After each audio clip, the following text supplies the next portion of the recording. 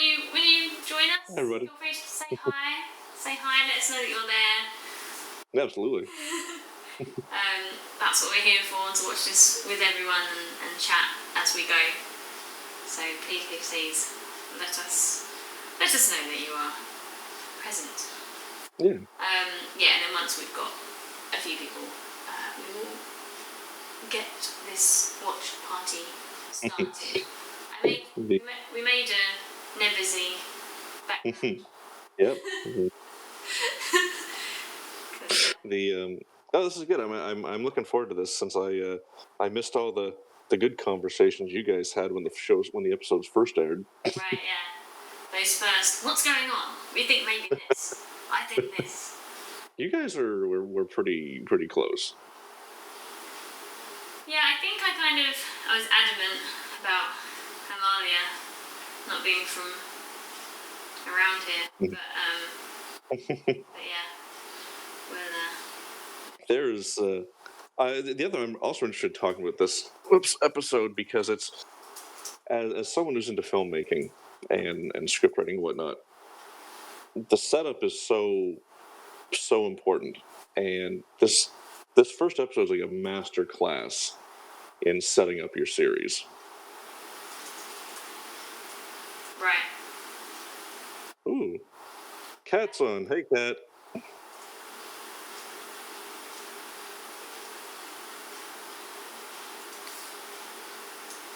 And it's the.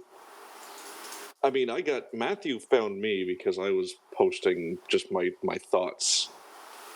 As I didn't plan to do a scene by scene, but I just ended up doing a scene by scene, all the things I noticed, and he reached out. He's like, "Hey, do you want to do some writing for the oh my god, the webpage?" And I was like, "Sure." And then I promptly ran out of ideas.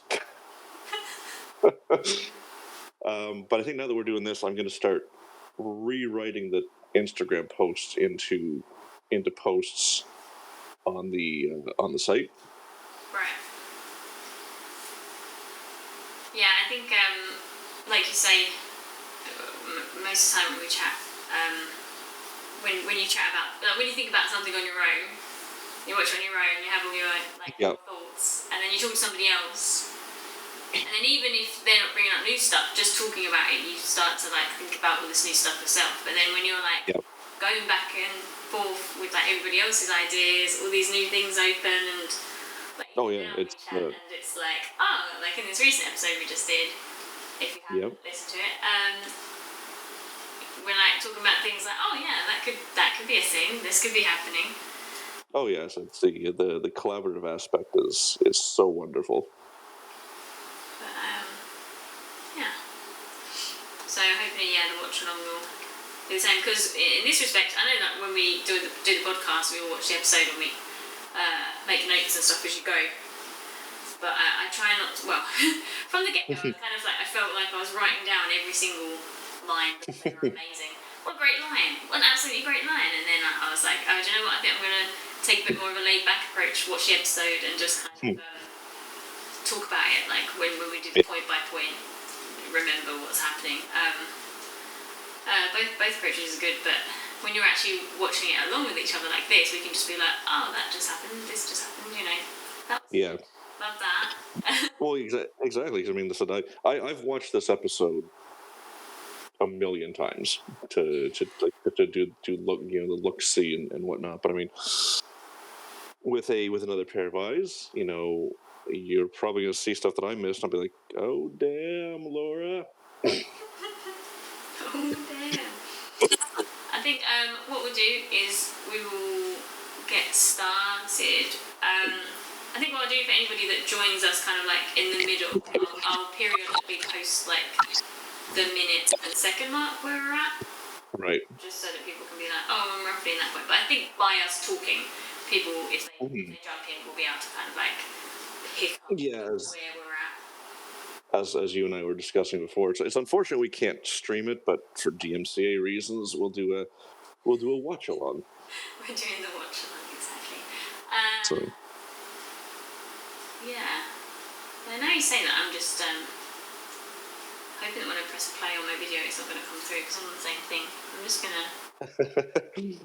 Yeah, I got my volume turned way down. I'm going to play this and just bitch around a thing and just make sure that it's not coming through. Okay. It's just have you worried there. I know it is. See what you're playing on audio.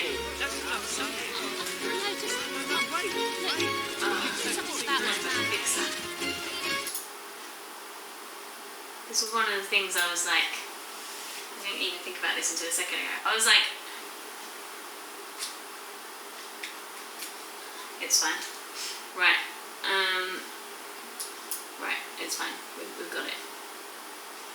Well, yeah, I mean, this is a little different than the game streams that you do with your streams and the stuff you do with Tag. Yeah, it's like, oh, okay, yeah, this is slightly different, but yeah, having like the episode going as well, but we'll be okay. Mm-hmm. Right, let's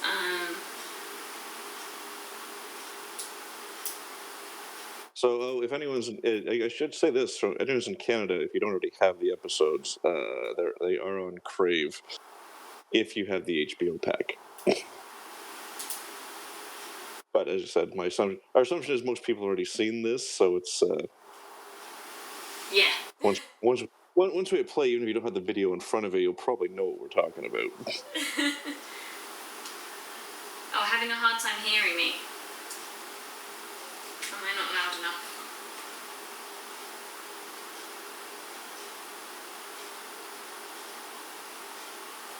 Is it, let's...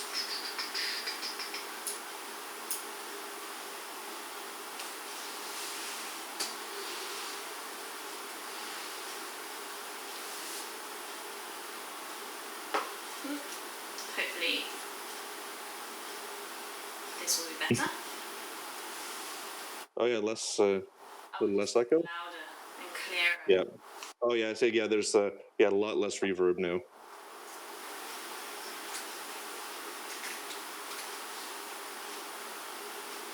Okay, let's get started. This is going to be our "Is everybody ready to press play" kind of time. All right. So if you got your episode queued up, we're literally starting at the HBO splash screen. Yeah, so from the very start, the episode kind of comes up with HBO, and then goes. So if you want to count us in. Should we do 3, 2, 1, and then play? Yeah. And we'll click on play. Okay. So if everyone's ready, I'm sure this will work perfectly. On 3, 2, 1, play. Play. There we go. Ooh, HBO. HBO, exciting. I love this opening because it is so good at showing you who the main characters are, and who the secondary characters are. So if you watch closely, they show the main characters twice.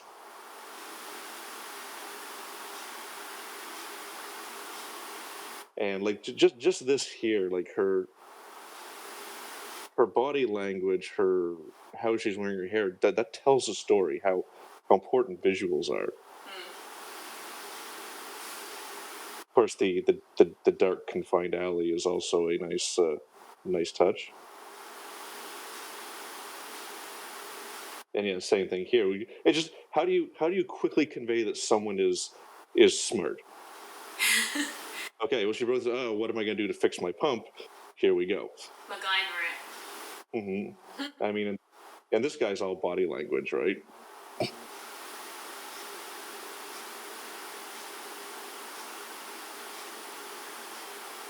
Oh, poor Sarah. I know.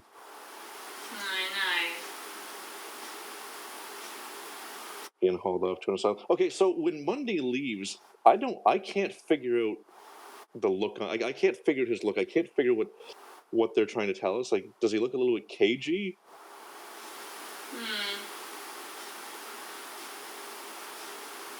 And Dr. Cousins, he's got a wife. He's got a little person. A little person. And then obviously these two here, and just their. Like, I love how Augie's like, he's like from the moment you see him, he says like heads in the clouds. Yeah. And that's why I say they come back again to show you who the main, the main characters are.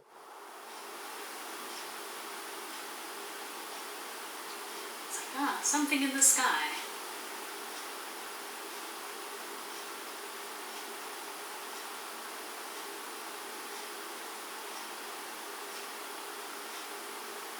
And yeah, so speaking ahead, it's when we get to episode 6. This is Amalia's story just kills me.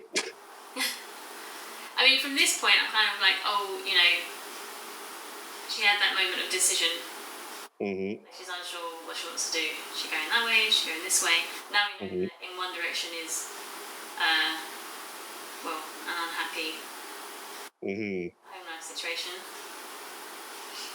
I like that. I remember that when you guys did the first episode, Shrog had mentioned she jumps into the river and then immediately cuts to her on the floor. It's like a nice, almost like a landing.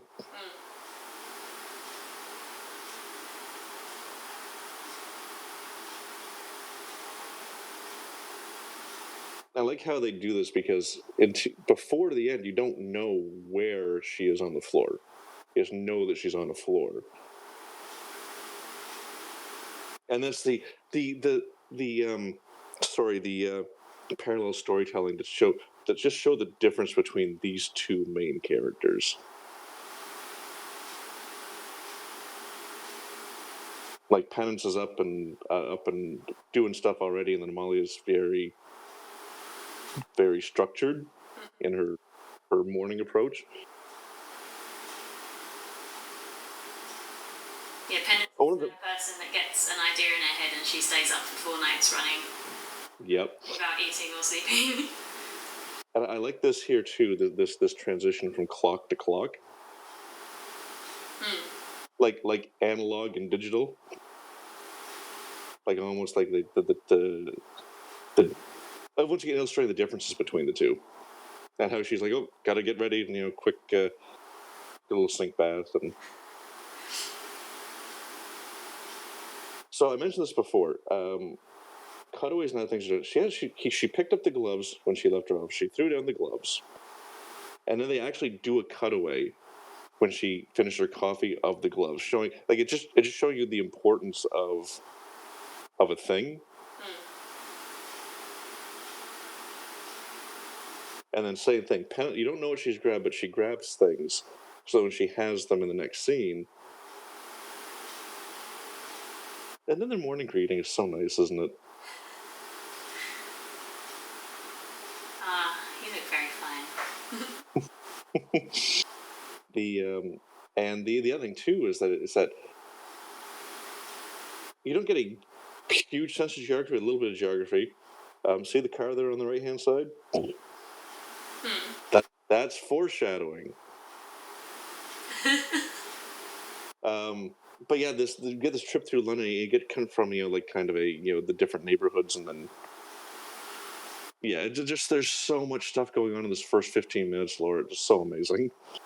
Yeah, and again, my whole thing of getting information without being spoon-fed, just there you get the glimpse of the with the paper boy and his Melody Gills again. Yes. Yep. It's just all kind of fed to you as you're immersed in this world.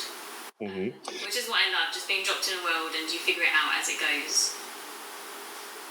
Yeah. The other thing too, I think it's smart they did with both Melody and Lavinia. They talk about them for 2/3 of the episode before you even see them. Beyond the introduction. Oh my God, I love these two. This couple.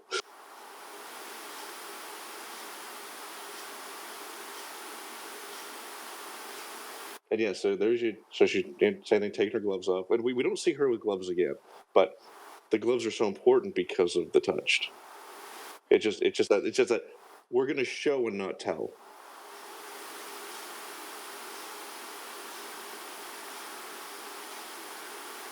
I have something to say about Myrtle, but I'll wait till we're done because it's gonna it'll overlap what we're watching here. It'll go too long. I can't condense it.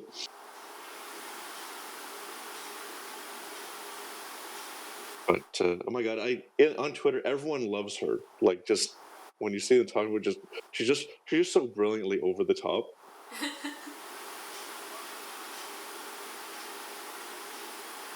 Oh, did you see the devil from Faust tweeted us today?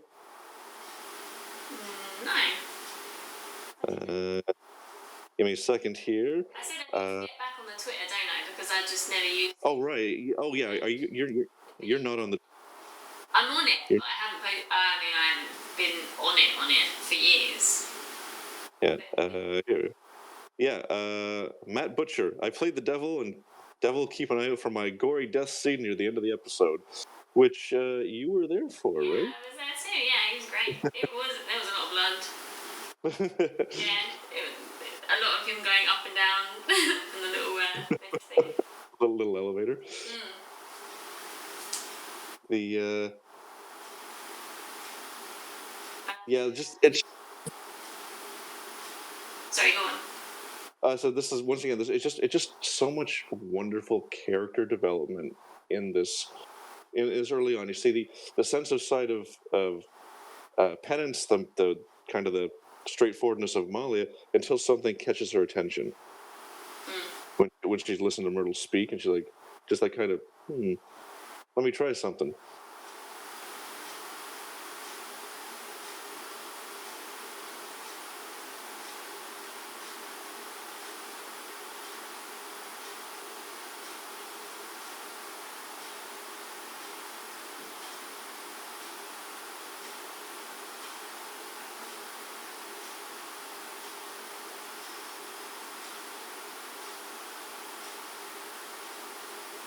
Now we get the scene transition. Yeah, what a wonderful scene transition there, right?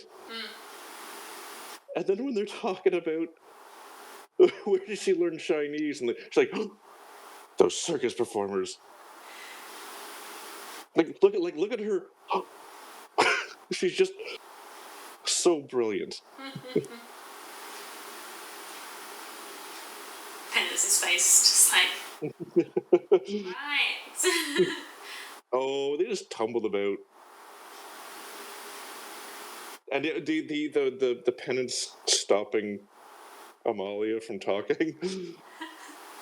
Oh, we talked over her first ripple that led to the. She's like, oh right. I'm like, oh, she sees the future. So this is where I came in the first time I saw this. I was making dinner and it was on the TV. Oh really? And I came in about the time that she punched the guy out the window. And you're just like, badass. And I'm like, I am into this.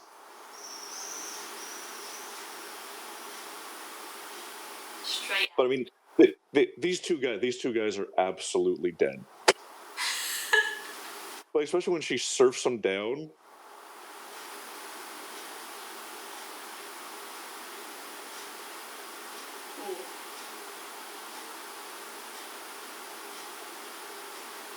And yeah, here we see all those little trinkets she put in her pocket going out to play. Yeah, but a little hint at things aren't quite what we... like, yeah, that guy's dead. That guy's absolutely dead. Very, very dead. And this is interesting. It took me a while to figure out this little beginning of the fight scene where she jumps and he rolls her over. That tells us right there that she's a better fighter than her contemporaries in this time period. So it threw her enough to cause a moment of words.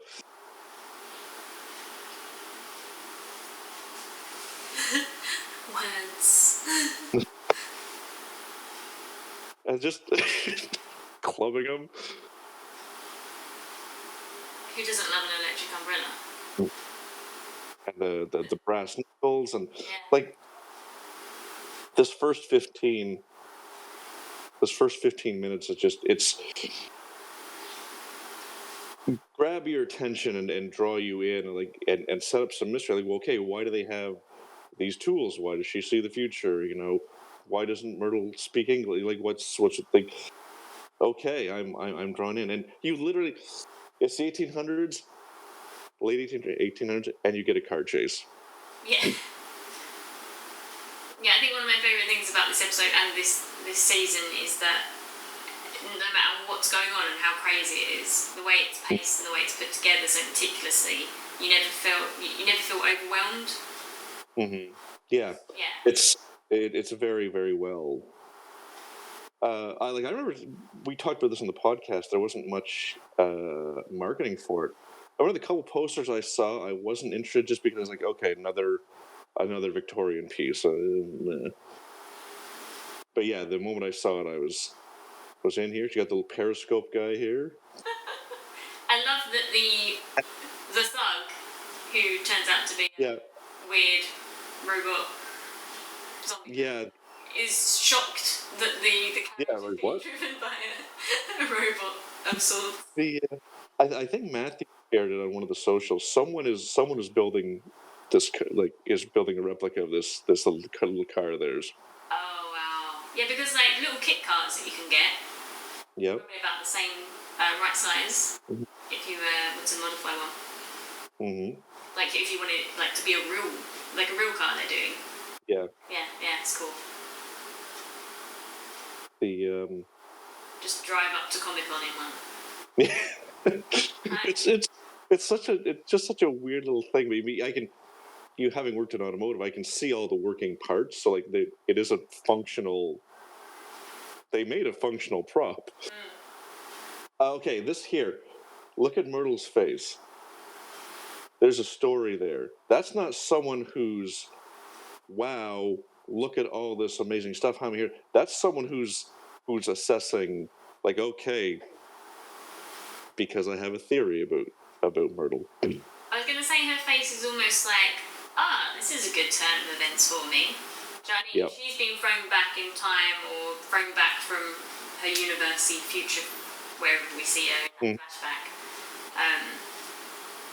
This is great, something's happening now. Mm-hmm. And they go straight to our old guys in there. Yep, This is the one scene where I was like, there's a lot of talking, and you're trying to, assess what's going on, and we don't really get another scene very similar to this. We get them in the club later on, in episode 2 or 3 or whenever, but this is the one serious sit down we get with them. Yep. And it was the same thing. A lot of exposition, but exposition isn't a bad thing, as long as it's presented in an interesting way and not a here's your facts. Although there's a lot of fan theories about this guy here, the prince or king or whatever he is, that his partner or daughter is also touched, and that's why he's like, no, there's nothing going on, guys. Don't worry about it. It's fine. We should be scared and worried about the touch. Nah, we should just leave them be. I'm sure it's fine. And I do like though that how they portray Masson, because you got all these guys talking and discussing, and he's just kind of holding back until there's no, Prime Minister's not doing anything. This is, I have decreed. So you know who the man in charge is, with him being I'm in charge. Did you ever watch Preacher? No. Okay, he plays the leader of a neo-Nazi group in Preacher. Preacher's just an insane show. I highly recommend it. But that was the first time I ever saw Pip Torrens. Right.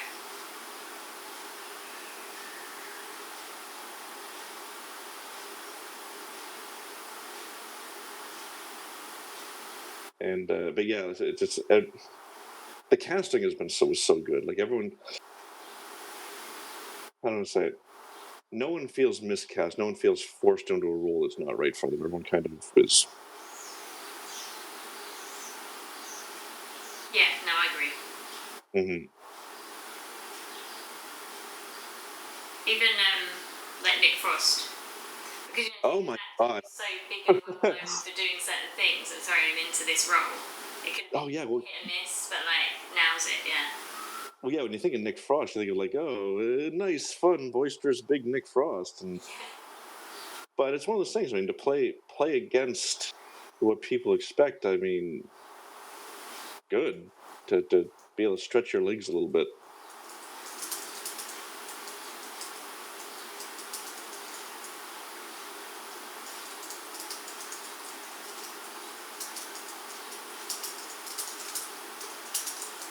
I had to look it up. You guys discussed the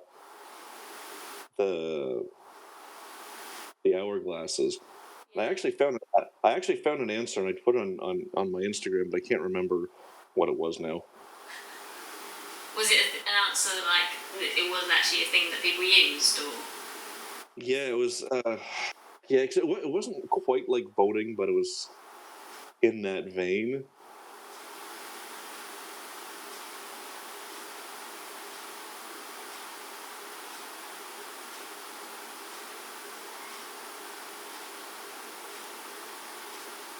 I love this. A little bit of Monday, get some nice underground.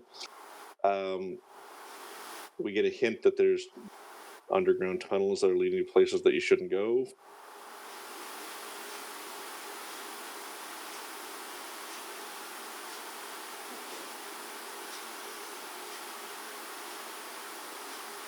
There are some things that are a bit off to me,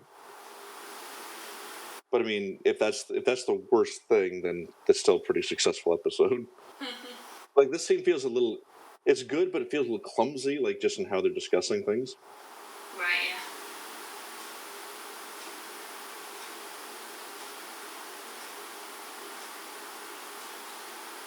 Because we know that the body was moved here by Lavinia's people, by Malady.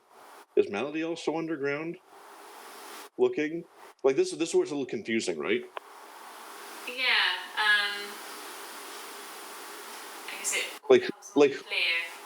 Like who killed her? Because this alludes to, like, he's like, where's that tunnel go? He's like, oh, that's just a tunnel for another thing that didn't work out. But it also makes it seem like one of these guys killed her. Like, just the way the scene is set up and played out. Yeah, the way that Monday says basically, this wasn't Malady, this is one of you guys clearly, and you're just covering it up. Or someone's done this and has covered it up to make it look like it. But obviously we later learn that is supposed to be Effie Boyle, right? Yeah. So yeah, that's the thing. Why would Malady kill her to take her identity, but then plant her there and make it look like she did it? Do you know? If she clearly doesn't want to. Well, yeah, and so yeah, that's the confusing thing. Like, if these guys are take at their word that they stumbled on her, why write the thing? Right. Yeah. So it's. I have a problem with this scene. It works, but it also doesn't work. You're feeling like this is the only moment of the show where you feel like it's just kind of wedged in. Yeah, like, I understand what they're trying to do. They're trying to show that Monday's not an idiot. Like, he's not just muscle. And that is also like he's on the level. He's not yes. or whatever. Even because a lot of people would be like, oh, these guys were just having a bit of fun, and I'll just let them off with it or whatever. But I actually, if I find it again, I'll send it to you. I read it. Someone did a review when the episode first came out, and she hated it. Everything about it, and I'm like coming up with the thing of Swan, like, oh, we'll get there when we get there, and I'll come back to that. I like this here. So you see, they had someone retrieve the carriage. Yeah. And yeah, so you just see some more of their powers, and looks like Lucy's doing a little bit of spying while she's cleaning there. Little early setup of. It's like, oh, she's just tidying, and because they're back, she wants to get out and see what the happy hack is. But in reality, she needs to get out there because she was crying. Oh, exactly. But it's so good because it seems innocuous because it first pass looks like she's just doing things, something cut her attention, and the boss is back. Well, let me go check it out. Yeah, seems totally. like a normal thing that she would do. Mm-hmm. And of course, they're like, she's not giant. She looks like a. Yeah, exactly. It's like just the way it's framed until, and this here like hinting at, Lucy's background, and it's just so many little tiny things peppered through, and done with precision, not with a sledgehammer. And look at, I get it. For anyone who's a writer and trying to be this good, it's hard. Writing is hard. There's so many things you need to keep in track of, all the little bits and pieces that need to go in to make it good and easy to follow. So, I mean, it's okay to stumble around a little bit while you're trying to get your writing legs. And just, we love the Nevers too. I love very Marley's much. outfit, the green and the purple stripes. Yep. So good. I love the costumes in this show. If you're joining us now, we're just meeting. I would say Prue, but it's not, is it? We're just making this up. It's Primrose. I can never remember. I knew it was a P. My brain went. I'm like, hello. We're just Primrose just stood up, and she is indeed a giant. And this is a good, like, I love Anne Skelly's performance here, where she's just like just chewing the scenery a little bit. The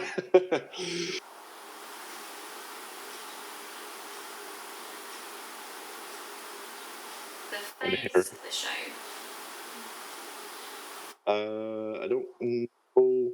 Might be a language barrier or a translation thing there. Yeah, not quite sure what you mean by that. I think estate, sorry.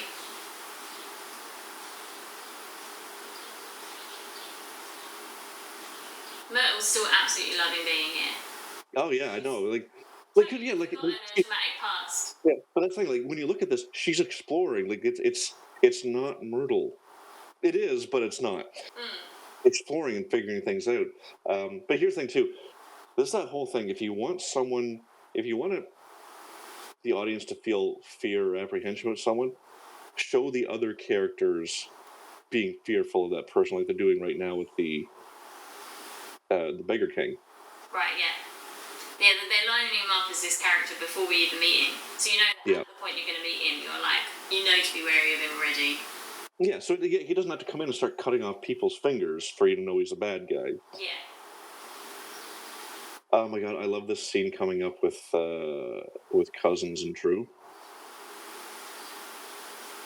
And it's Laura Donnelly's performance is French kiss. Chef's kiss. Chef's kiss. She'll get to the French kissing. And I'll point out that the specific spot, because it's very so good. Okay, so this is the scene when someone's like, oh, it's just so over the top, showing him like, oh, they're naked and he did drugs and there's a man and a woman in there. I'm like, this is his daily life. I understand you're not happy with the tropes, but it's a pilot. You've got limited time, so you need to show prevailing aspects of the character very, very quickly. And this is, quite frankly, the easiest, least contrived way to say, okay, he's a playboy, and he's into men and women, and in case you weren't sure, look at the smudging on his makeup, and then look at his back there. So it tells a story. Yeah. Yeah, I think the first time I watched this, I was like, is his back bruised or whatever? But no, it's just the print of the paint, yeah. I had the same thing. I'm like, what, is that a thing? No, it's just makeup. And I love I love these two. I really do. I enjoy them very much. It's also that funny thing of like, they're so opposites, like to remain best friends, like, that's just. But that's the thing. I think we all have a friend or best friend who's like the complete opposite of us, and I think it's those opposites that draw people together.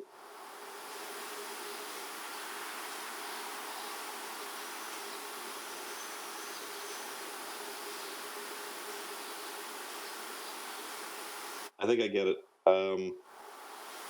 How how they did it is, at the end of the day, just good storytelling. And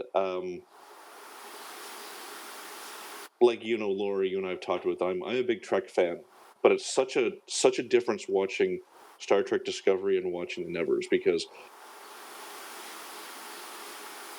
if you compare the quality of the two shows, Discovery is a dumpster fire. It is a mess, and it is poorly written because it's written by committee. This clearly has a very well-directed writer's room, and I'm hoping that transitions to the second half of the series. I don't know if you feel the same way. I mean, I love it. Like I say, it's so meticulously put together, and I hate being spoon-fed information. This show just kind of lets you get on with it, and the pacing's really nice. Like, especially from watching recent TV shows, the pacing's so off, and there's too many lingering shots of stuff that doesn't matter, and it just frustrates me. It really frustrates me. I'm just thinking, what a waste of time. Like, for me as a viewer and for you as a creator, why is that there? Why is it there? Yeah, exactly. It's Theo. It's everything connects, and we'll see in the second half of the season if anything, if they drop anything, but I don't think they will. I think that the new showrunners are going to be maintain that meticulousness. But yeah, you're right. There's so many shows that just let's jam stuff in that doesn't go anywhere. It's like it's an unsatisfying watch.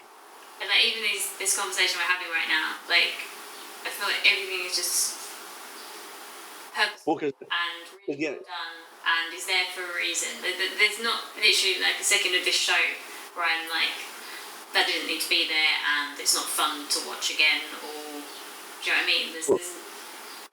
I think the most satisfying thing is, for me, being someone who likes to take these things apart. Almost every time I rewatch, I pick up something different, and that is super satisfying. But yeah, even in this, like this scene, it feels. Well, every scene is expositionary because we're setting up the world, but it's done interestingly, and everything that's happening in here connects. Most of it connects within the first 6 episodes. And we know who we get a good sense of who they are. Yeah, it's I'm loving every bit of this, especially at the end of the scene. It's like, oh, you are the maid.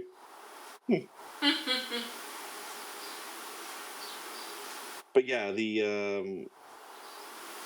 we've talked about this at length. My belief that Swan is Biner, and it's these little ferryman ships that they don't even look the same as the little temple things from episode 6, but there's something about them, and I just feel that it's I feel in my gut that it's connected.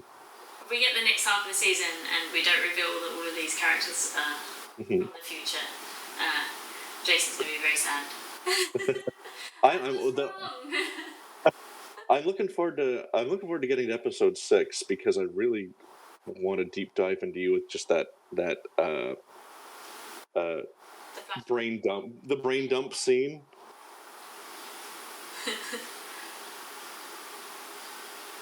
And so the most recent article I wrote was about structure and storytelling, and this is a thing I realized after Serenity. This is a thing that Joss Whedon does. This is very front heavy. There's a lot of stuff that happens in the front.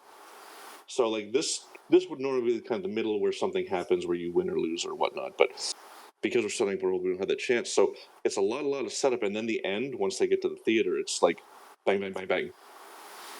We're gonna knock out the rest of these story beats.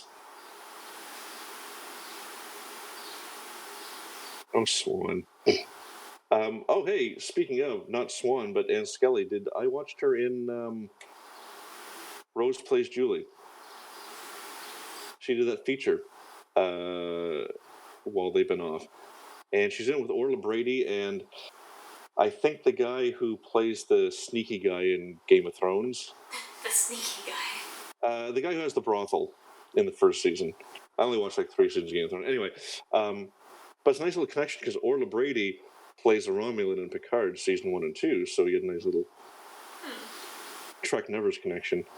This was the scene you said you loved? It's closer to the end of this scene. Okay. But I do like this intimacy and trust where she's like watching you work and she seems relaxed around him. Like you see how calm and relaxed she is because she's usually very rigid. And again, that was just loving life. Oh, look at that! That's foreshadowing. Not a big one, but that a fan is going to come back later.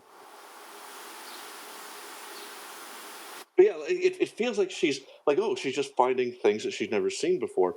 But I feel like she's literally finding things she's never seen before. Yeah.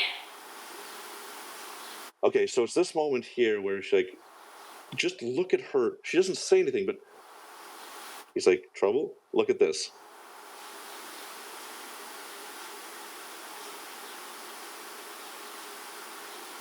She said nothing, but she says everything. And then he gets a little dig at the end. It's a good dress for you. I love this line. Yeah. Keep pressure on the wound. There's more to it than just doctor-patient. Yeah, they set up this whole thing that they've got some kind of relationship going on. But we find out obviously later on that it's way deeper and more confusing than we could have imagined. Because at this point, obviously, he's the only person that, and Melody, that knows anything. And Penance would know because they had their. We don't find out till later, but they had the conversation earlier. So Penance is in the know. Not about everything. Yeah. The future. About the future, because in the brain dump in episode 6, the end of the episode, when she touches the Galanthe orb, they do a flashback to them having a conversation. And True's like, this though, does it? It does. It's before this. But I feel like the whole in this episode, and I think episode 2 or 3, like Penance becomes really kind of angry, and they have their falling out because she doesn't know about this. She does, but Penance is unwilling to sacrifice people now. Right. For the greater good, because if you give up on people now, then what's the point? Yeah. Oh, so we're here to Nick Frost. We were talking about playing the bad guy, and see how this is shot. We're looking up at Nick Frost. We're looking up at Nick Frost. This whole scene, they're just them straight on. So he has the power in this scene. But I also love True's face. She's just kind of like unknown to begin. Yeah, she's just. Which you made sure I was known far and wide to be. Sound just jumped.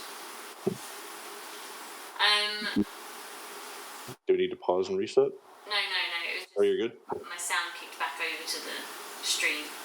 Oh. Don't get in trouble. Yeah, because there's no reason for True to be upset, because I mean, even in this cramped quarters, he's not a danger to her. But I love this because he's like, it's shot in the way that he thinks he has the upper hand. So we're showing that, and so the audience thinks that he has power over them.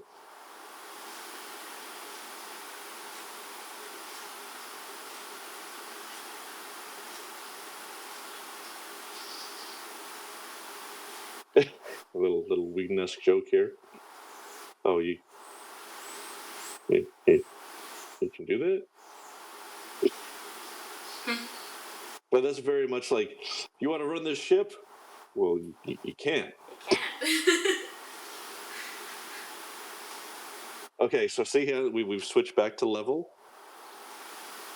And then, here we go. He thinks he has the power, but we're above him now. Got the high ground. Yeah, like there's this whole switch in power over the course of the scene without really doing anything.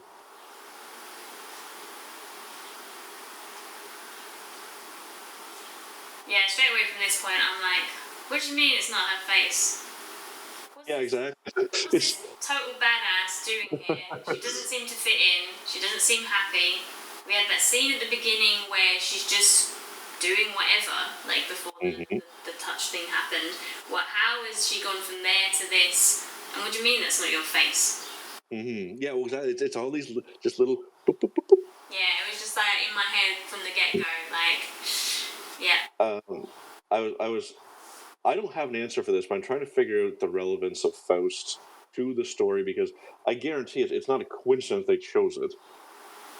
But I'm not familiar with it, so how it fits. I think it's just to play into Melody's big old monologue about killing the devil, and because this whole thing is like whether the touched are like a good or an evil presence in the world. You know, the Myrtle's parents, whatever, we're talking about Satan and all of this, and I think it just kind of plays in that way. Here I'm coming. I'm talking backstage. There I am, talking backstage with Eleanor Thompson, and you get to catch me again. Quick, another, and there I am. Oh wow! Or the back of your head looked great. My back acting is like on absolute point there. On point. I love it. But I mean, that was somewhat exciting to be there. Like even as an extra, because you were more than an extra, because you got to interact. In that little bit there backstage, Joss was just like, I need someone to come and I just want to add in. So this wasn't scripted. Just want to add in this little bit of her having a conversation backstage, which obviously just kind of cut to for that 2 seconds. But yeah, so I got to actually talk and officially be one-on-one directed by the man himself, which was like, at that point in time, I was so psyched. I come out there, and then I was like talking to the other extras. I was like, oh my god, that was like the most amazing thing ever. And then he walked past and was like, good job. And I was just like, so yeah, it was awesome. I love it. That's wonderful. So here we go. So we finally meet Lavinia. Finally. Like meet her and Masson, and this is such a good scene because it's setting up one of the big themes of the show, which is labor relations, because we're turn of the century, you know, labor relations, strike breaking, women's rights, people of color rights, etc. It's such a good time to tell stories, and because you can, much like science fiction, you can comment on today without commenting on today. Yeah. But I love this with True and him. It's their first fight without being a physical fight. This is what I was going to say. I was like, I love this conversation, this whole group, because it's like this huge fight with words, and it's so well done. And she goes to curtsy, like. Yeah. And I just the two of them, especially awkward Augie, because he's just he's just such a mess in this one. She's like, because early on Lavinia's like, I could do without the word nice. Like, what do you think, Augie? He's like, that's nice. And then he's like, what's wrong with you? He's so awkward. But this is the best where Swan tries to cover for him. Yeah, because he's a good friend. He cares, really. But I do like True's very amused by him. Yeah, she's just like, okay. And then this is where she gets her dig at Masson. We're just the employed. And I did this the first time I watched. I didn't get that this guy was the doctor, even though they said it at the beginning of the scene. I didn't catch it. But when you realize that's a doctor, that was Madeli's. Yeah, Melody's target. Yeah. The other people were just collateral damage. And to put on a bit of a show. Yeah.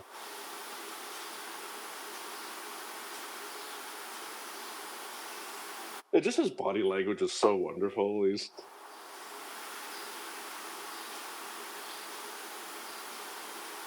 He's so scared. You see the future. You see the fear in his eyes, like, oh, Yeah. that's like... Because his whole thing is about wanting to control and being in charge of where the world's going. So, someone can see the future and change that. That's like a big threat to him. Well, exactly. And once again, it's relative to the story, relative to things that are happening today, which I'll get to at the end, because that's another slightly bigger thing that's somewhat off topic. And and Madsen gets a dig at Swan while they're at it. Like, he's such a bag of dicks. But in this, facade of he can get away with it because of his status. Remember when I said there wasn't really a midpoint with a win or a loss? I'm going to change my assessment. That was the midpoint, because technically she lost that fight with him. Yeah. And the midpoint is generally a false victory or false defeat, because how it plays, at the end of the act is based on what happens in the midpoint. This took me a bit to figure out. I was trying to figure out if she had her turn here, but it's PTSD. Yeah, I still don't. This was one of my big question moments. Was that not only did this scare me when I first watched it, but I'm like, still, what is that? This is just like in her head, right? This is just her freaking out. It looks the same, which I guess makes a certain amount of sense, because she starts to tunnel vision and whatnot. But when there's an explosion, that's not at the theater. That's a future thing. Well, like it's like on the screen for a second. Just pay attention to the set. But there was the fan, and so she's getting tunnel vision, and then they do their thing, and that shot right there, I guarantee that's a vision from the future. Oh, here's our guy. There's our guy, Matt Butcher, who has been butchered by Malady. So what was it like watching this whole performance up close? I was just going to say, because obviously we didn't know like the full story of all this. It was just like, they're going to have superpowers and it's stuff happens. She's the baddie, obviously. But getting to hear this monologue like repeatedly, like she nailed it every time. She was absolutely incredible. It was pretty scary as well. They're like, act scared. Oh, we don't need to act. This is like she's terrifying. Like she's bringing the intensity to the. Yeah. And in between takes, she's like doing press ups and she's like keeping herself, buzzing. Really, really, really fantastic. You actors are a weird lot. But no, I'm joking. But the it's interesting to me as someone who prefers to do the behind the camera stuff. The things that the individual does to keep themselves in the moment, in the mind space they need to be. Okay, so that also confused me too, where she had the vision of her jumping up. I think that that's more and more. Hits me. Yeah, more and more. I think it was just a jump scare with no real payoff. Yeah, because I'm like, oh, can she see other stuff? Because usually I think she sees. You guys talked about that. But hey, she looks familiar back there. Everyone watch for Laura. You know what? That's gonna be the new drinking game. Watch for Laura. Watch for Laura the pilot.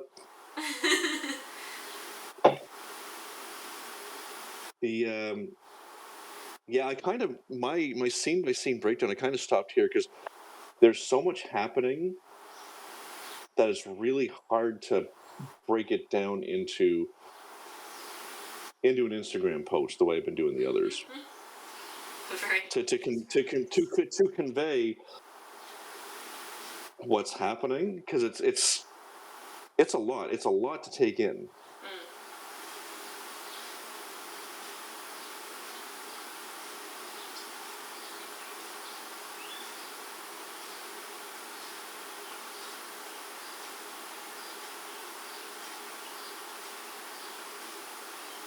Bring that back up.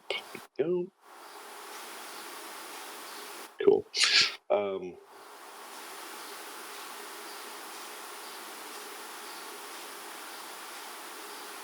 And then she can't imitate. She can't even describe the voice of the Galanthe until.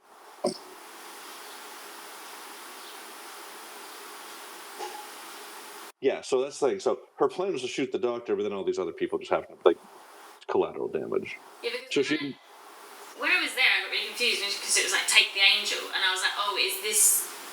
Is Mary supposed to be the angel? And that's what they're there to take. Yeah, no. Finding out Mary is who she is was just a fluke. Yeah, they just killed the doctor, and it's like, oh, okay.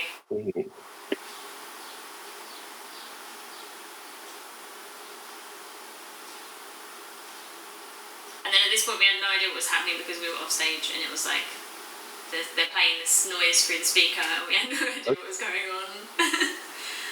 So I think this scene is interesting because Lavinia is notably absent. Because we still we talked about this in our last podcast. I don't have a clue about Lavinia. Yeah, she's the tricky one. Like I know the breadcrumbs are there, but I haven't been able to make the connection. But yeah, she's conspicuous. We see everyone in this except Lavinia. Because even Masson's there watching. I mean, he doesn't see the.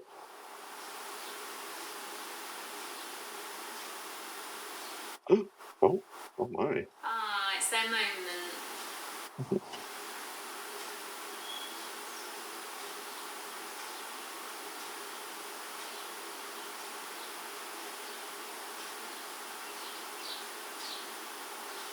Yeah, I mean, the whole thing.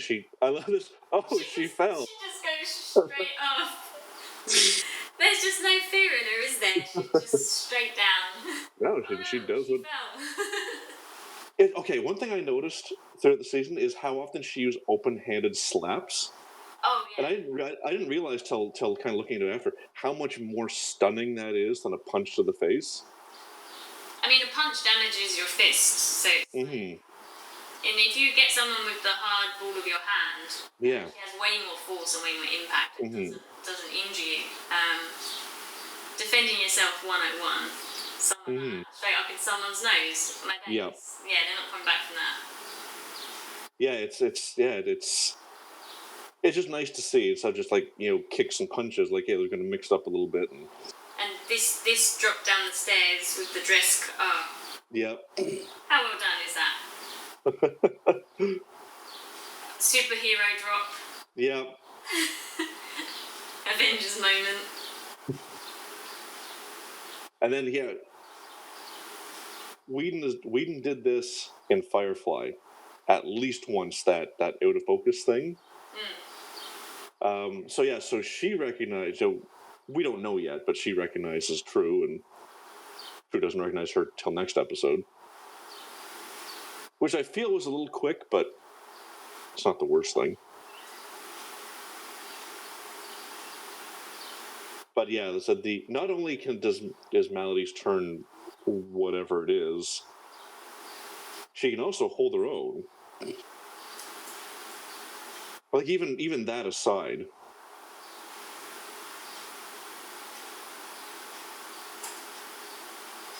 I love how quickly she goes from like scary situation to oh, time to go. And this into the water as she did start. But yeah, it's another good storytelling because all our characters, all their storylines converge. Yeah. And then we get more mystery. What's up with Mundy and Swan?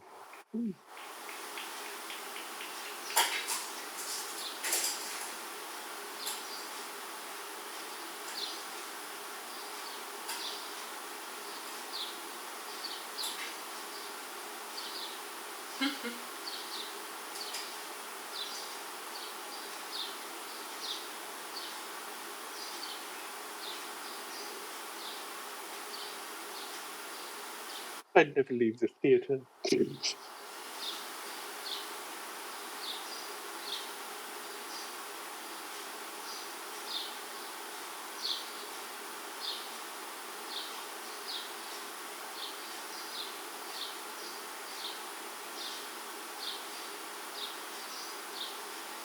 I feel like beyond setting up that there's a thing between these two and that Hugo knows who Mary is.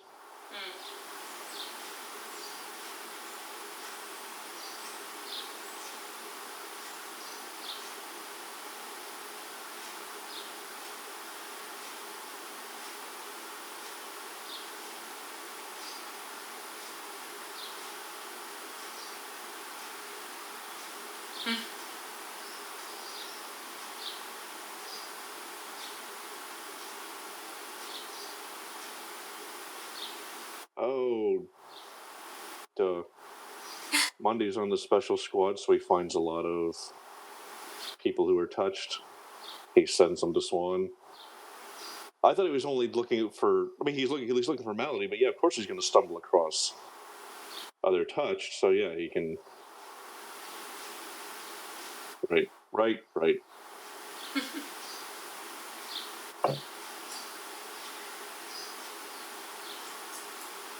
And then we got Dr. Haig and George. I mean, I can't remember George's character's name.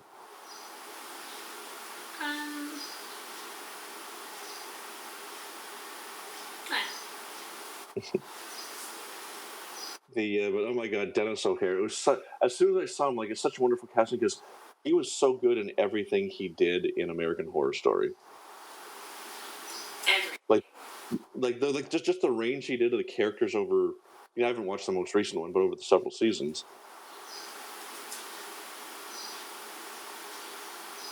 Yeah, so this is I very much love this, and like, oh, okay, so here's the guy who made the Leatherface people. Yeah, creepy. Mm-hmm.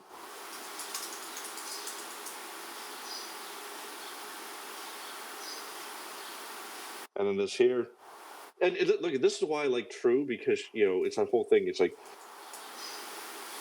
the reluctant hero, who has trauma, who doesn't deal with it in a healthy way.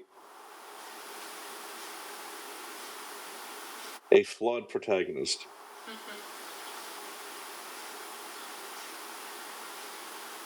And yeah, how Pennant stumbles on their little "you're looking fine" thing.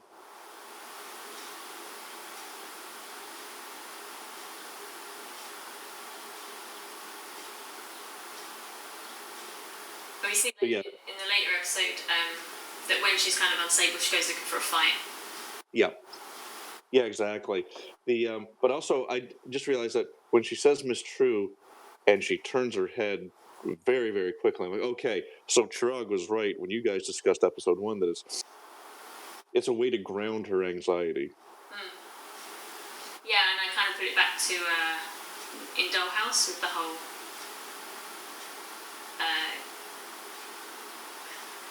I'm thinking, do you trust me with my life? The first one that pops in my head is the one that only the politician has, played by Alexis Stenzoff, where she says, "So you're not my knight in shining armor." Mm-hmm. That's what he done with mine. The one that the actual handlers use is the. Right. So you have to judge. I've only been through Dollhouse once, and it was. Okay. It was when it was. No, like I saw the series when it was on the air, but I mean, so we're talking like what, 10, 15 years now since I've seen it? Yeah, it was like 2008, 2010.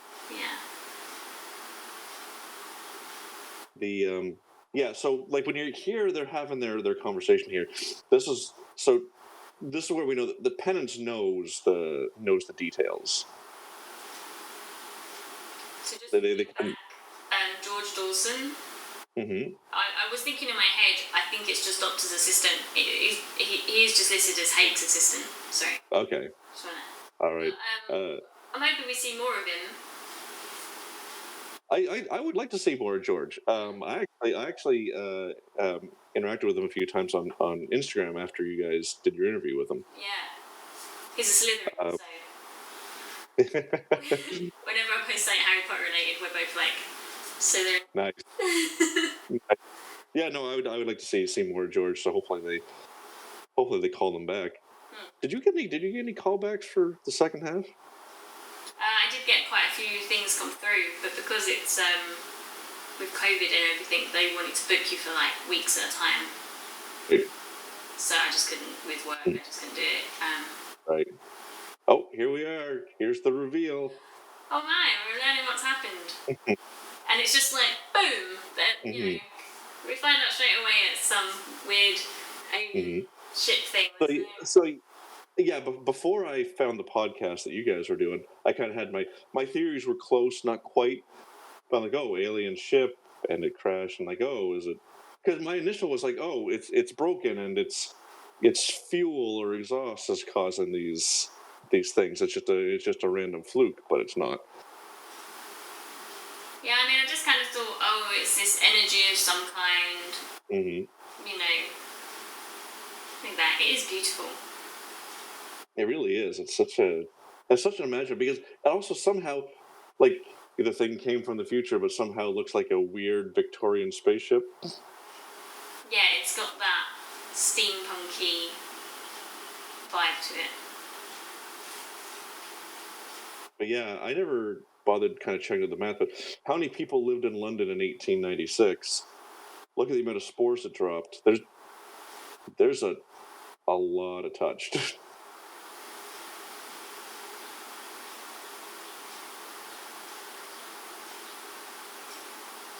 Okay, so I wonder if the threes have anything to do with it. So 333. The house number is the number 3 is there 3 times. Just so the postman doesn't mess it up. What's that? They kept getting the wrong mail, and they was like, okay, put another number up. This person's just not looking at what number we are. Yeah, I don't know if it's reference in the TV show, or if it's like, you know, like Pixar always put the 318 or whatever it is. Right. The room where the writers first made whatever it is. Gotcha. I'm very curious to see this what plays out with this too, with Mason's daughter. Yeah, I think it's one of the biggest questions, isn't it? Just like, yeah, what's going on there, and why? Because yeah, I mean, they're affected differently than everybody else that we know of. She's not the only person that happened to. I like that.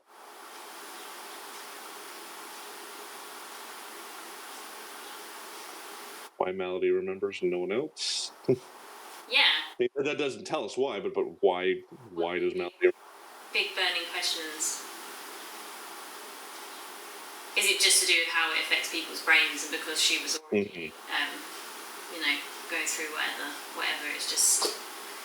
Yeah, but I think that once again, I think the discussion you guys had, Shrug, is probably on the right track, because in the episode 6, when we do the time jump, you know, the one character tells True that you know there's interpreters and this and that, so yeah, so they all clearly play a part in the bigger whole, but they're not together, so it's a big fucking clusterfuck.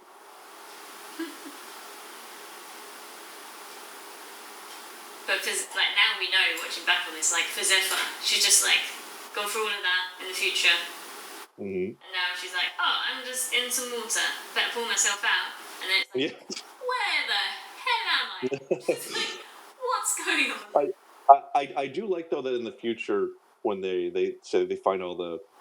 Oh, yeah, here's the part where we find out that here's where she sleeps. And I think she sleeps there because that's her...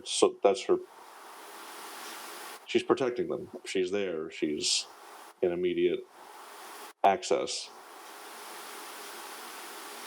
Yeah, and also, like, as a soldier, she's probably used to just kind of sleeping on the ground. Yeah, well, that's just it, too. I mean, I don't know any soldiers who come back from combat, but I know that like, in Captain America Civil War, when he's talking to Sam, they talk about how beds are uncomfortable. Yeah.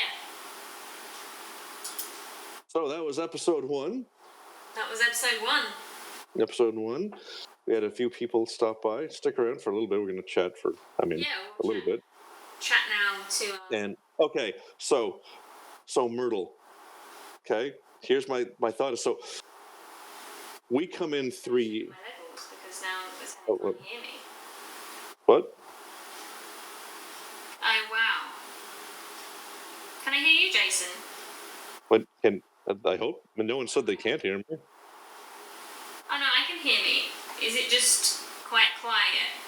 Someone's just put we can't hear Laura, but I can hear me. So I'm. We come in threes. Yeah, saying it. Oh yeah, you're just quiet. Yeah. I seem to be about the same volume as you. I mean, maybe it's because I'm so loud. I think maybe. Yeah, no, I can. Next week I can hear it. might use the. I don't know if it just seems like there's a lot of my PC is really loud. It's creating a bit of a fuzz. I think I might. I'm going to be in the different room next week for sure. Because it's like, Yeah, I think set up. we'll both have a different setup next week. This is our our run through. This is our pilot. This is, I'm gonna. Let's do this, and we'll just try and get a bit of a clearer voice for me. But yeah.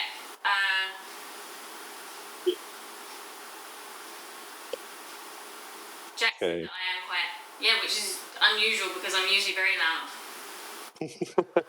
You can't shut me up.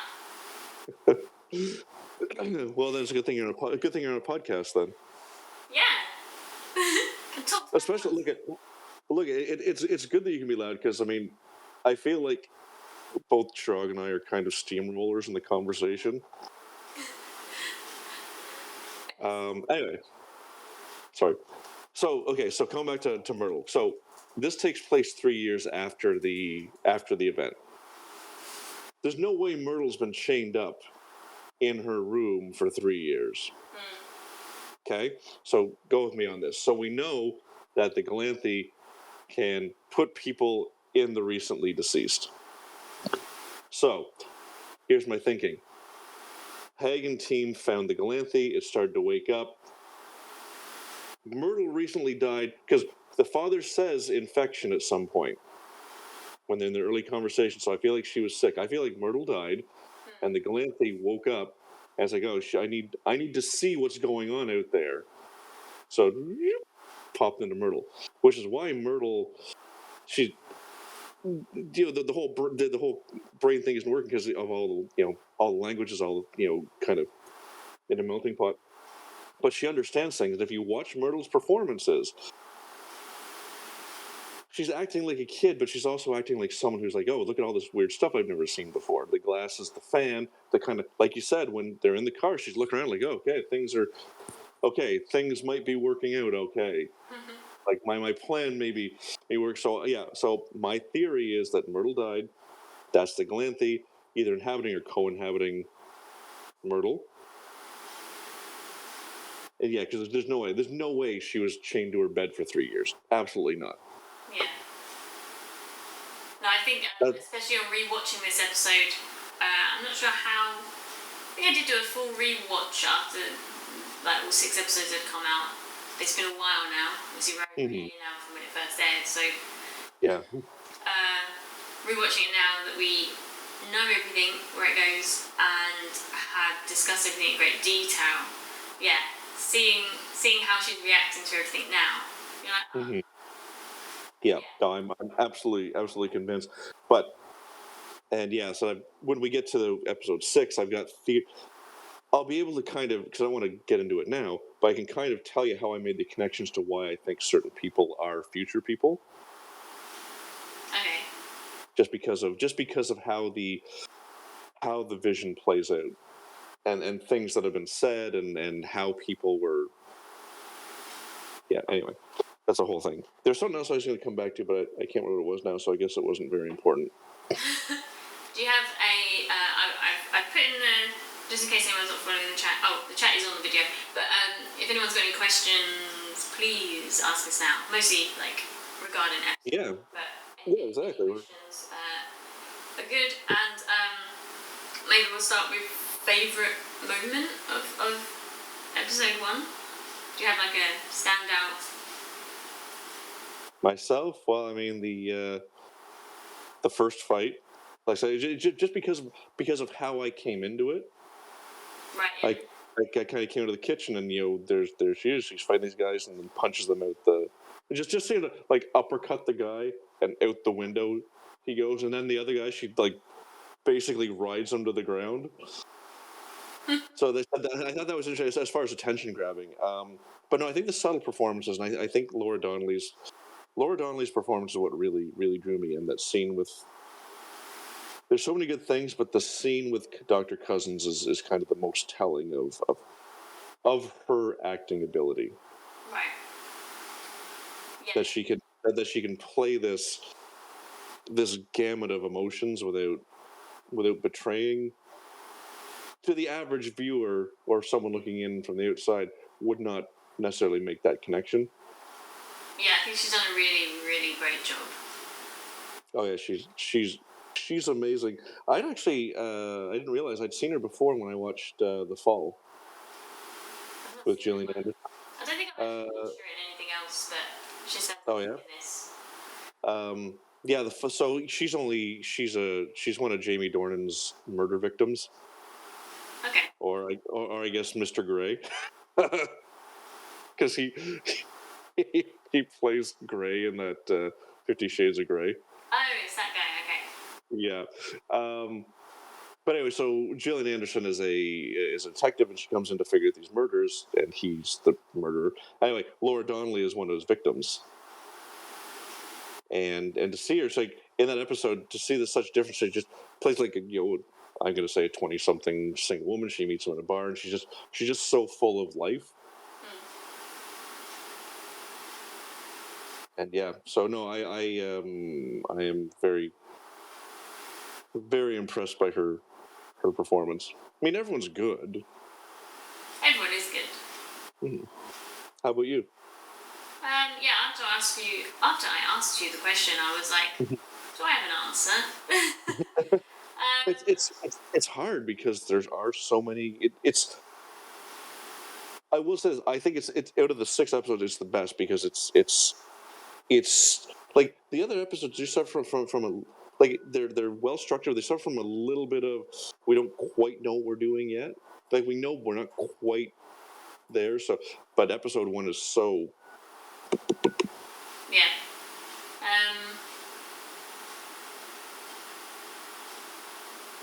Yeah,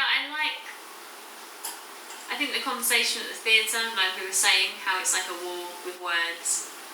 Mm-hmm. Yes. Yeah. And like having all of those characters in one place.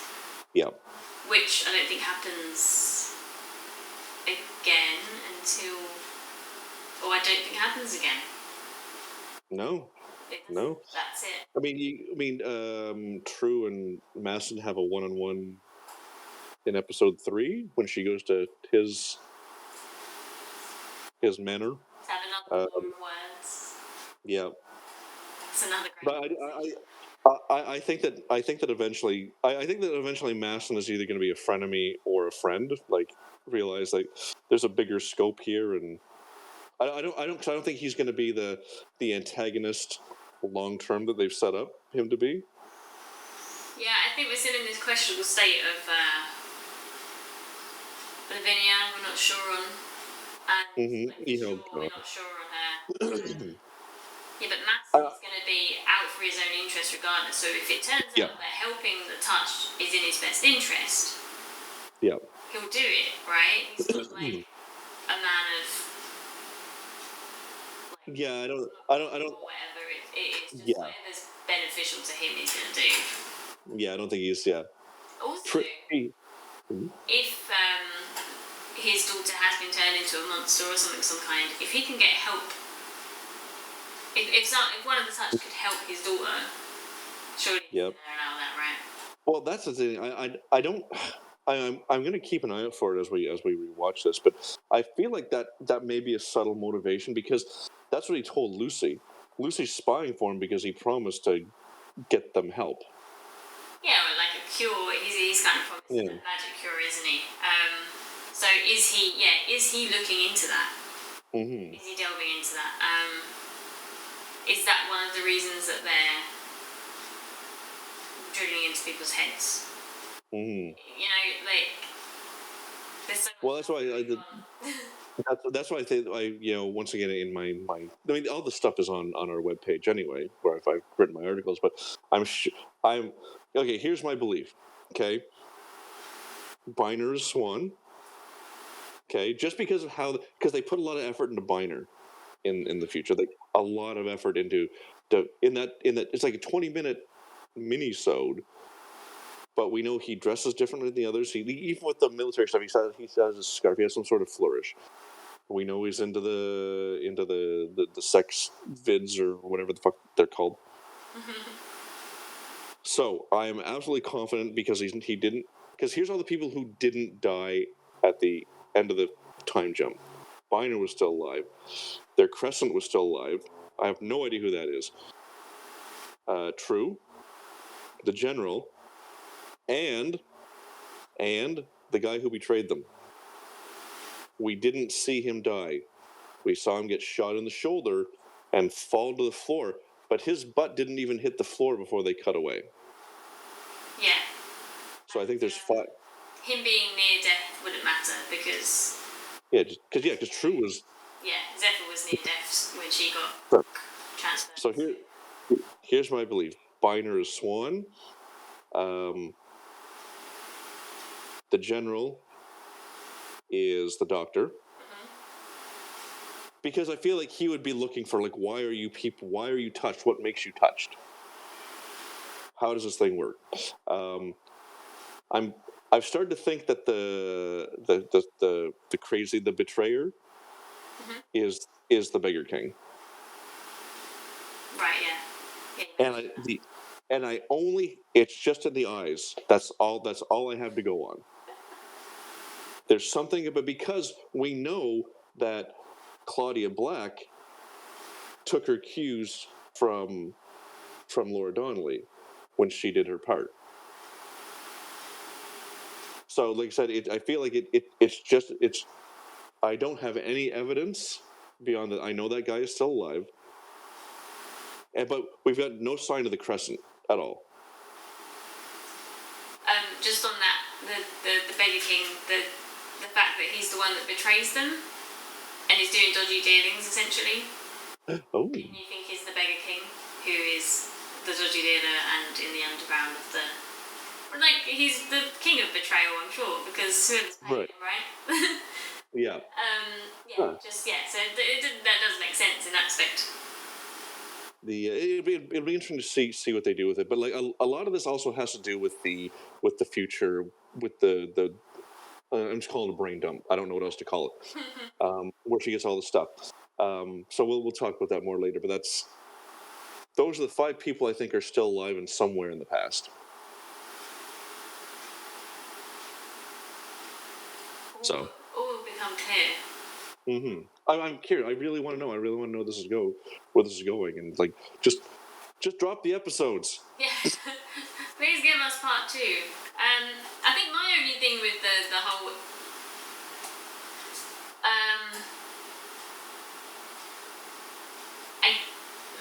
I get with the Doctor, he piggybacked, right? Yeah. But intentionally piggybacked. I don't know whether so many other people would have been able to intentionally piggyback on this and thing that's happening, because obviously Zephyr's chosen and that's who it's supposed to be happening to. I feel like it also ties into one thing we talked about when in episode 5 where the 2 teams separate. I feel like that's thematic. And regardless of where they fall on their belief system, you can't leave people behind. So I feel like the Galanthe took everyone who is still alive. Okay. And once again, this is I'm just making the connections I can with story elements we've seen. I could be wrong, and quite frankly, I'm quite okay being wrong, because it's interesting to see what writers do with what they have in front of them. Yeah. I'm still I'm excited for part 2. Yeah. Like I say, I just hope it keeps the like for me, the pacing and the energy on a show is like really important. Coming off of watching so many shows since that, like even it's that have just been a bit of a drag.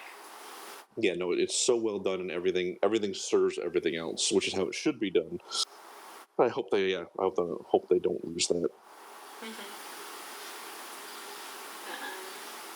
Yeah, are there any burning questions for episode 1 that you want us to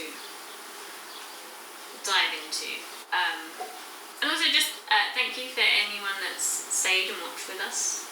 Yeah, no, I appreciate anyone who comes and checks it out and shares our passion.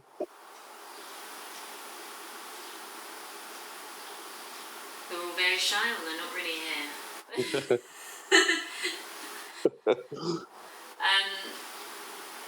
Yeah, so I don't remember everything that happens in episode 2, but we'll see next week. Yeah, exactly. So we're gonna do Sunday at the same time. Yeah, so we'll do 2 more, then take a break, and then the last 3. Yeah, we'll do 3, then we'll take a week or 2 off, and then we'll come back with the next 3, and hopefully by then we'll know when we're getting part 2. That would be neat. We'll at least know when we're getting part 2. Hey, kudos to Matthew for digging up news, because they're not letting anything out. No, and even like say like the publicity for the first season was not grand. Only about the week before the show came out, and I remember because I was on jury service, I'd been called, and there was a TV like in the room where we was all kept, and every time there was an advert on telly, because I don't usually watch TV, and it was like daytime TV, every time there was an advert on telly, it was playing the Nevers trailer. And I was really? like, getting excited because it's coming out any day now, and yeah. But other than maybe like a week or 2 before the trailers being on telly, it didn't feel like it had like a big presence. I don't think I saw anything about it online. You know, the stuff just drops into your Facebook feed or whatever. I keep meaning to ask Matthew, what led to covering the show so long before it even came out? Like, since the podcast has existed for some time. Yeah, I guess because it's been so long since a previous Whedon project, and just having an interest in. I mean, I wasn't part of it before the Nevers come out. But I can only assume that it's just sheer excitement and wanting to dig up everything that's coming in this new show. I didn't know about it. I did not know about it. It wasn't on my radar. Like I said, not heard anything about Joss Whedon doing a new show. And then I went to my fitting, my first. Okay. Yeah. And I still didn't know. Oh yeah. It looked amazing. Went in, had well, they were just doing measurements because they were making all the costumes by hand for the opera scene. Right. Walked through this big warehouse filled with costumes, looked incredible.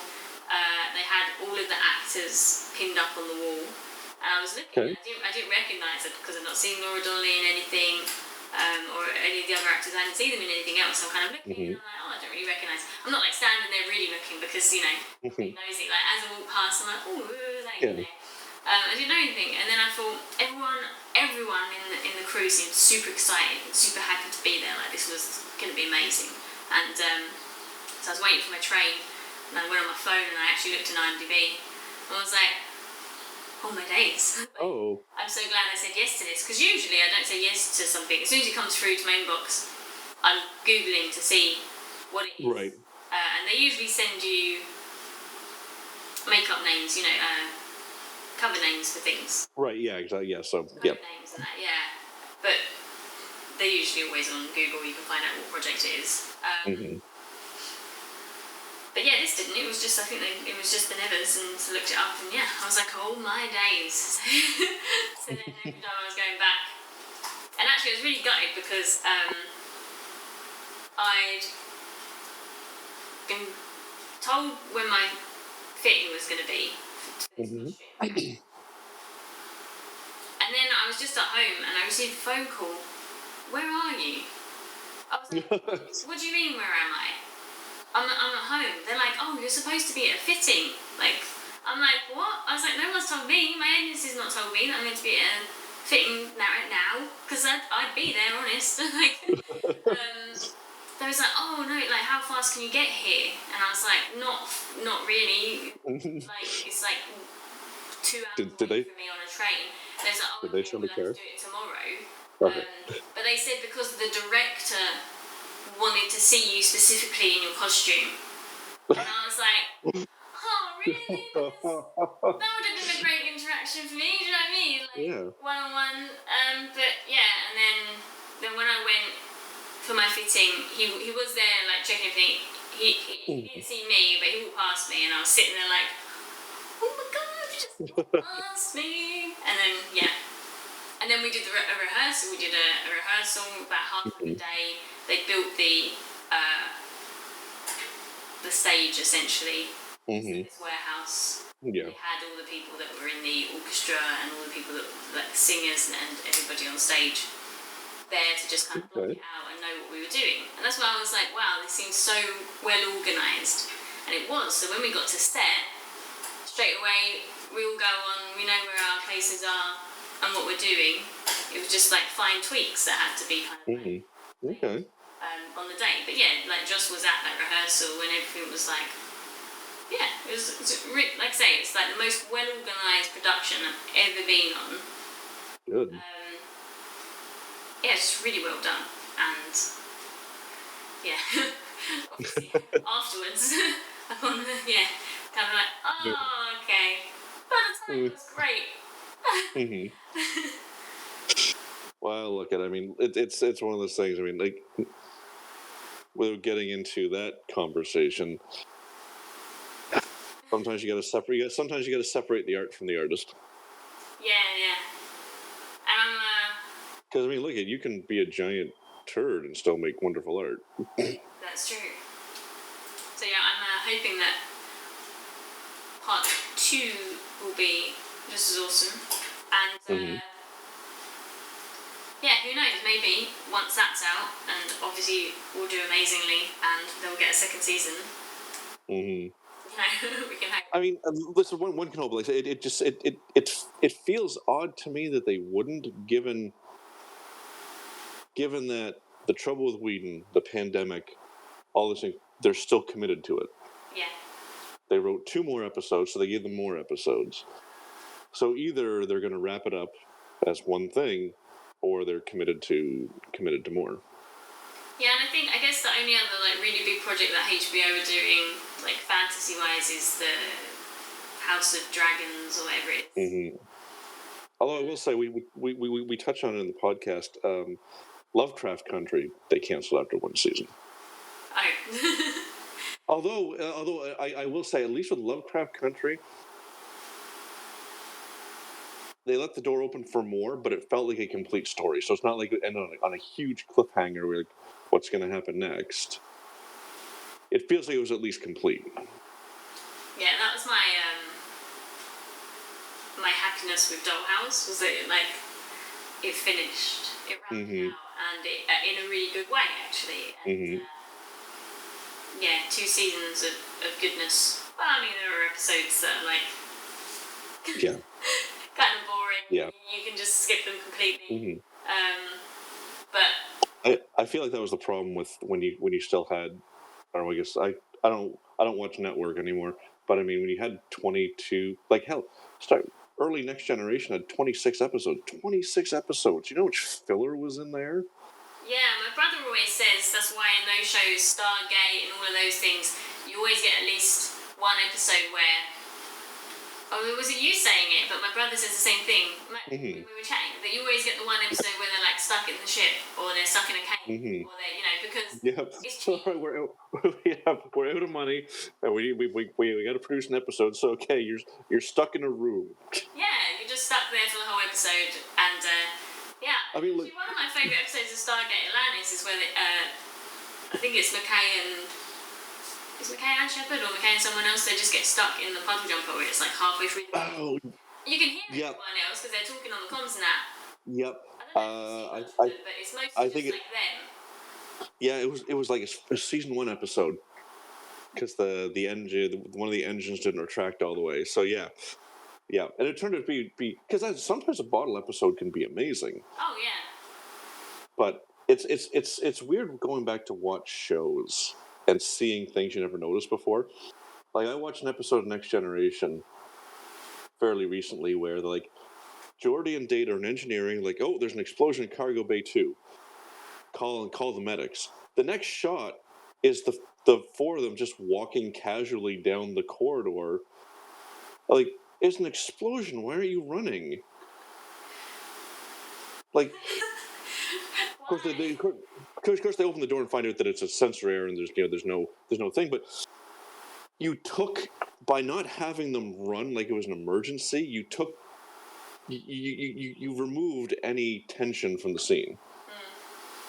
Just little things like that. You're like, just do better. Please do better. But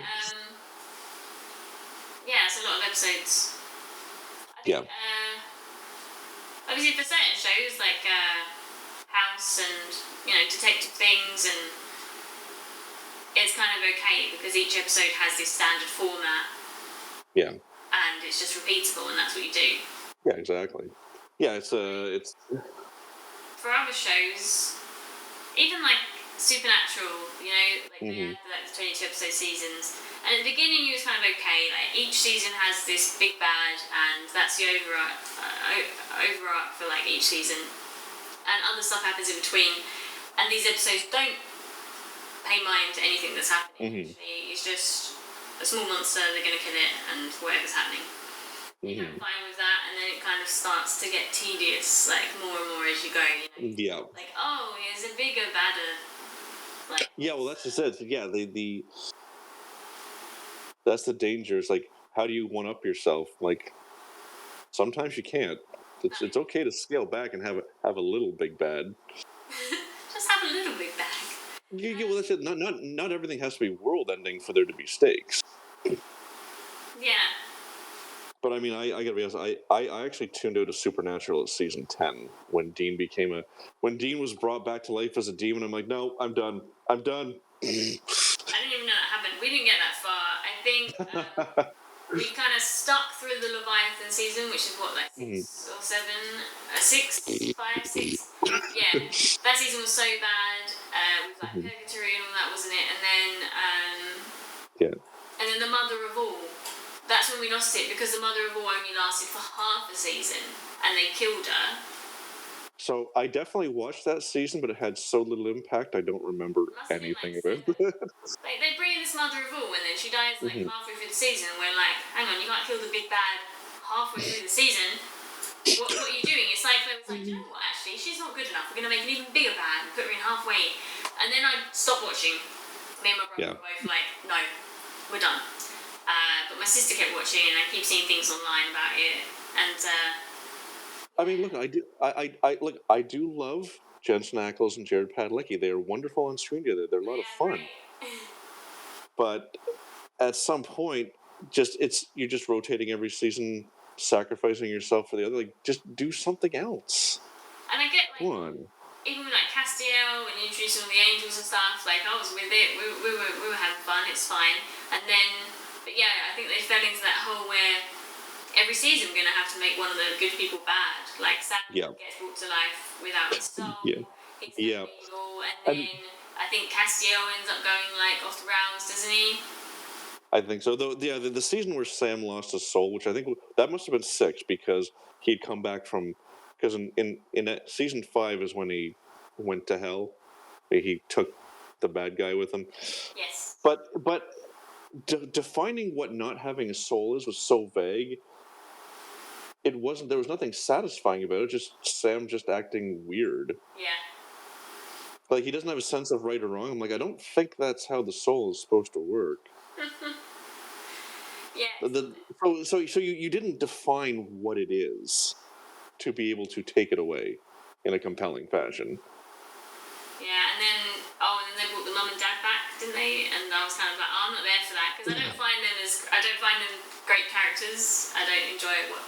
Well, then you're not going to like the sequel prequel that they're dropping about John and Mary Winchester. Yeah, I saw that and was just like, why? Like, surely you're rating, like, if I dropped out, if I was a hardcore viewer of your show, a massive fan, I mean, I had the bracelets and I had, you know what I mean, like, love Supernatural. If I dropped out, like, I know that people like my sister continued watching, but, like, there must have been a lot of people like me that didn't. Your viewership must have gone down. It must have. I mean, well, you know what? Okay, well, it's because it was on the CW. CW so doesn't cancel anything. Well, but that's exactly. But it's also not a big network like an ABC or an NBC or whatnot, where if your numbers drop, you're out. If they maintain stable numbers, that's all that matters. If they can afford to keep making the show, they're going to. Yeah. Because these are their shows. Yeah, like stuff without those and without Supernatural, and they don't have anything. Well, exactly. The other thing too is like it comes back to expectations. You know, on ABC, on a big network, you got to have like 40 to 60 million views. Like I'm just pulling numbers out of my ass. Excuse me. But on a CW, like a secondary network, if you get 5 million viewers consistently, well, that's enough to pay, to bring in the advertising dollars to pay for the show. Yeah. Yeah. Well, I get. I think The Nevers has, I don't want to say a structure I've not seen before. But you know when I'm like, oh, Lost is bad because there's too many questions and they never get to it. The Nevers is like getting to the questions and getting to the answers, and we're learning as we're going, and there's no set structure for each episode. It's like a whole thing. Yeah, it's refreshing. It's nice.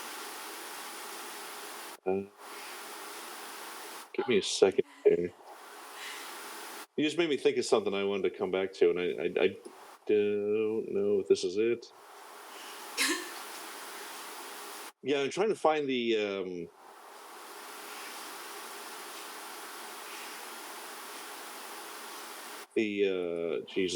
review where someone's like didn't like anything about the first episode. They're like, it's lazy, it's stupid.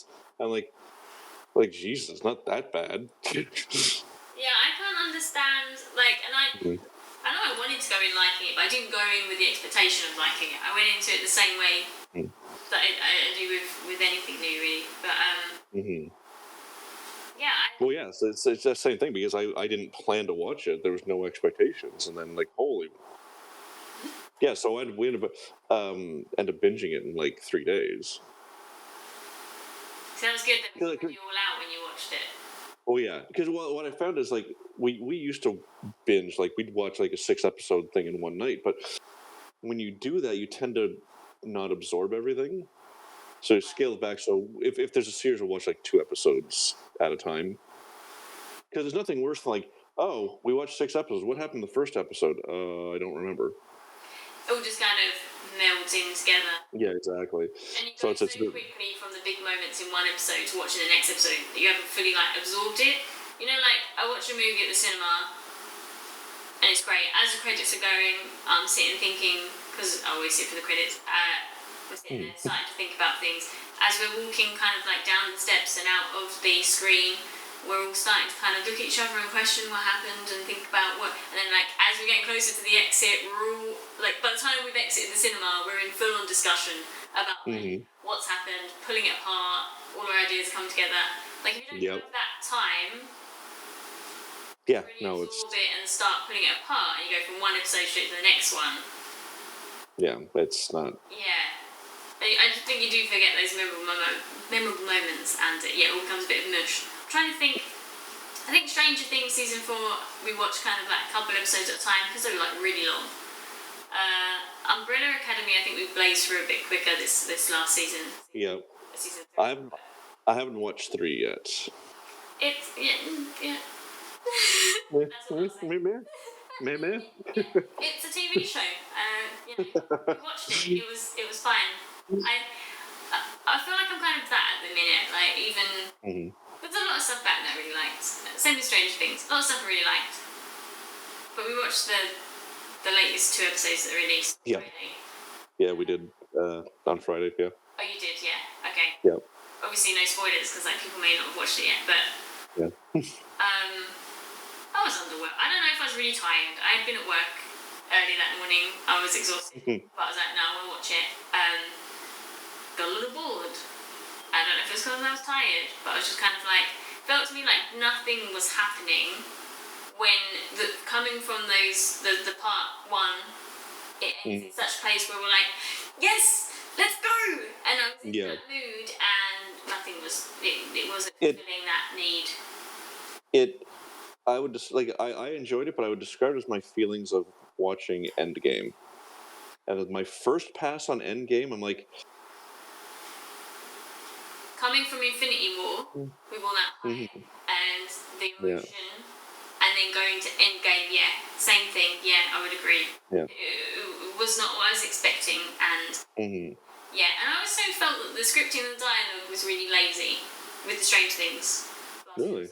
Okay. Everything felt like they were going like, it's not that thing, it's this thing. I haven't done this, but I've done that. It was all just kind of, like literally like it just felt like none of them were really saying anything. Right. Okay. Every kind of conversation, even with I won't say anymore, but like, that's what I felt like it was lazy writing. That these characters could have been saying really awesome stuff. If it was the Nevers, the stuff coming out of their mouth is just like gold. Right.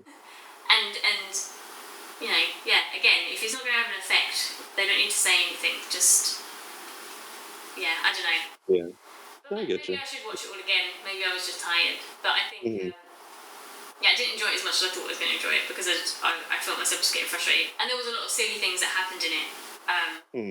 I would say, if nothing else, the because of how they did the pacing is uneven. Yes. Yeah, for sure. Mm-hmm.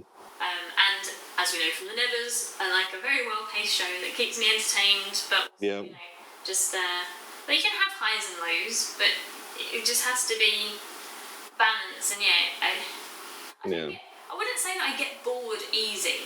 I can watch a long scene about talking. I'll watch The Hateful Eight.